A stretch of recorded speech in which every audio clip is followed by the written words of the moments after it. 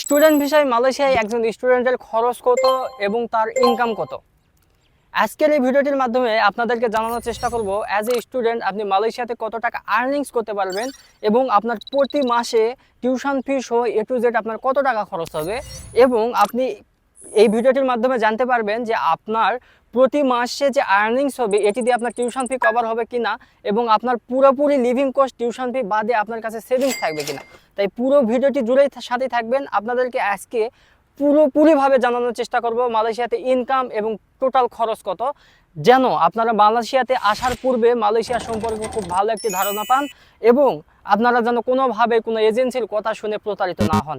তাই পুরো ভিডিওটি জুড়ে সাথে থাকবেন এবং আমার চ্যানেলে যদি আপনি নতুন হয়ে থাকেন তাহলে study abroad related real life অ্যাক্টিভিটিসের ভিডিওগুলো পেতে অবশ্যই সাবস্ক্রাইব করে রাখবেন। এখন আসি মালয়েশিয়াতে অ্যাজ এ স্টুডেন্ট আপনার আর্নিংস কত। স্টুডেন্টরা সাধারণত মালয়েশিয়াতে বিভিন্ন ধরনের কাজ করে। প্রথমে বলে রাখি, স্টুডেন্ট ভিসায় মালয়েশিয়াতে ওয়ার্ক ইললিগাল, অর্থাৎ ইমিগ্রেশন ডিপার্টমেন্টের রুলস অনুযায়ী আপনি কোনোভাবে মালয়েশিয়াতে জব করতে পারবেন না। কিন্তু তারপরে বাংলাদেশি সহ বিভিন্ন দেশের স্টুডেন্টরা এখানে জব করে থাকে এবং জব স্টুডেন্টরা সাধারণত পায়। সো সব কিছু মিলিয়ে বাংলাদেশি স্টুডেন্টদের সবচেয়ে জনপ্রিয় জব হলো হোটেলে হাউসকিপিং থেকে শুরু করে হোটেলে ফ্রন্ট ডেস্কের জব, পাশাপাশি বিভিন্ন ধরনের রেস্টুরেন্টের জব। আমার পেছনে যে বড় বিল্ডিংটা দেখতে পাচ্ছেন এটি একটি দামি দামি হোটেল এবং এই হোটেলগুলোতেও সাধারণত স্টুডেন্টরা জব করে থাকে, এবং এই পাশে যে রেস্টুরেন্টগুলো দেখতে পাচ্ছেন কিংবা আপনি মিনি মার্টগুলো দেখতে পাচ্ছেন এগুলোতেও সাধারণত স্টুডেন্টরা জব করে থাকে। এখন বলি স্টুডেন্ট হিসাবে একটা স্টুডেন্টের আর্নিংস কত। অ্যাজ এ স্টুডেন্ট মালয়েশিয়াতে 8 রিঙ্গিত থেকে শুরু করে 13 বা 14 রিঙ্গিত পার আওয়ার স্টুডেন্টরা জব করে থাকে। ধরে নিলাম আপনি যে জবটি ম্যানেজ করলেন এই জবের এন্ট্রি স্যালারি হলো 10 রিঙ্গিত পার আওয়ার, অর্থাৎ বাংলাদেশি টাকায় 300 টাকা প্রতি ঘন্টা।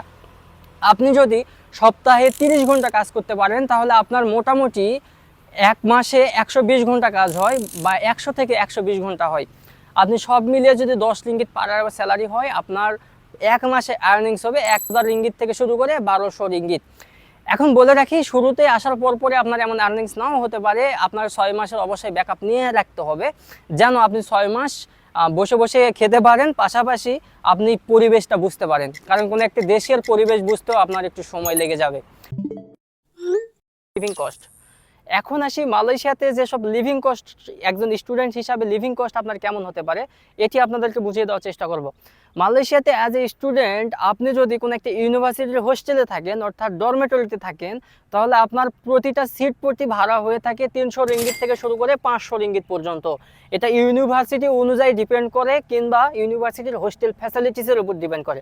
আমি বর্তমান যে ক্যাম্পাসে দাঁড়িয়ে আছি এটা শিয়ামেন ইউনিভার্সিটি মালয়েশিয়ার ক্যাম্পাস, এবং এই ক্যাম্পাসে 2 ধরনের হোস্টেল রয়েছে। একটি হোস্টেলের ভাড়া সাধারণত পার সিট 350 রিঙ্গিত থেকে 400 রিঙ্গিত, এবং আরেকটি রয়েছে লাক্সারিয়াস এক্সপেন্সিভ, এগুলোতে ভাড়া সাধারণত 500 রিঙ্গিত থেকে শুরু করে 550 রিঙ্গিত পর্যন্ত প্রতি মাস। প্রতি মাসে আপনার লিভিং কস্ট অর্থাৎ আপনার বাসা ভাড়া বাবদ মোটামুটি বাজেট রাখতে হবে 10,000 থেকে শুরু করে 15,000 টাকা পর্যন্ত, যেটা আপনার ইউনিভার্সিটি কিংবা আপনার লোকেশন অনুযায়ী ভ্যারি করবে।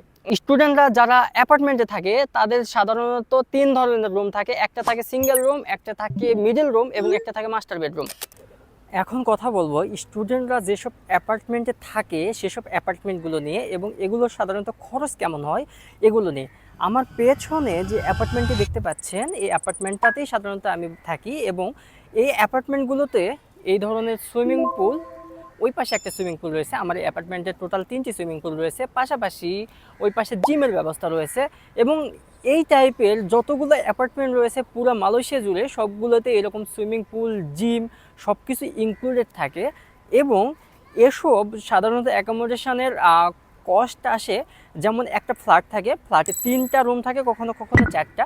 সাপোজ ধরি যদি 3টা রুম থাকে তাহলে 3টা রুমের মধ্যে যেটা ছোট রুম অর্থাৎ সিঙ্গেল রুমের ভাড়া হয় সাধারণত 300 RM টু 400 RM।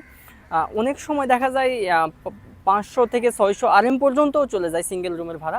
তবে সাধারণত 300 রিঙ্গিত থেকে শুরু করে 400 বা 500 রিঙ্গিতের মধ্যেই থাকে, যা বাংলাদেশি টাকায় মোটামুটি 9 থেকে 15,000 টাকা।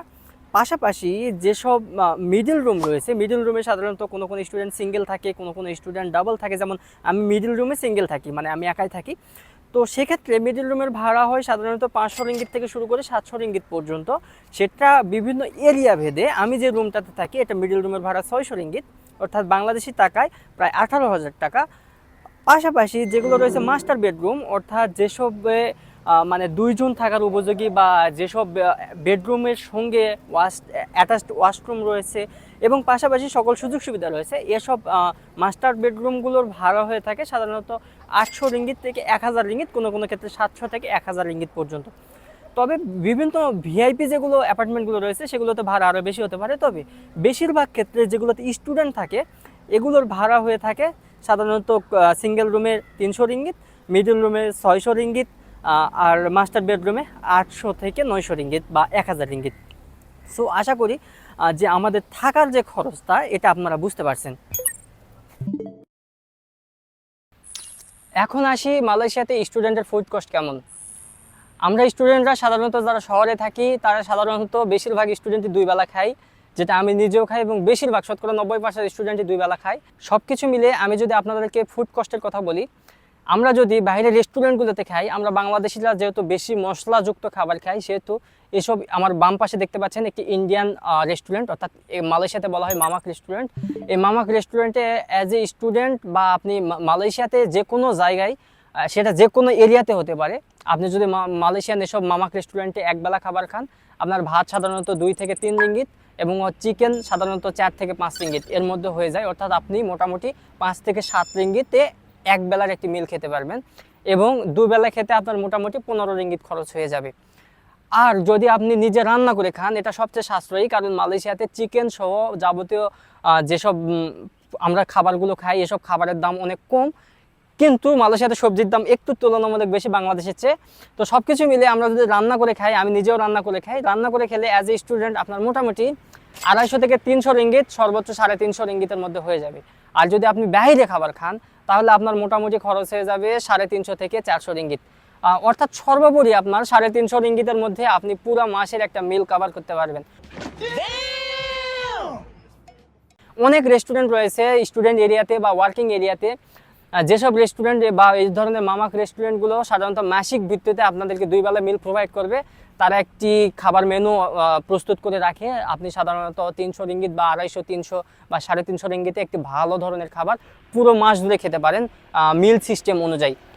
তো সব কিছু মিলিয়ে আমরা বাংলাদেশিরা যেহেতু এসব খাবার খেয়ে অভ্যস্ত, আমরা মশলাযুক্ত খাবার খেয়ে অভ্যস্ত, সুতরাং মোটামুটি আমি সর্বোপরি বলতে পারি 250 থেকে 350 রিঙ্গিত এর মধ্যে আপনার পুরো মাসের যে একটা খাবার শেষ হয়ে যাবে।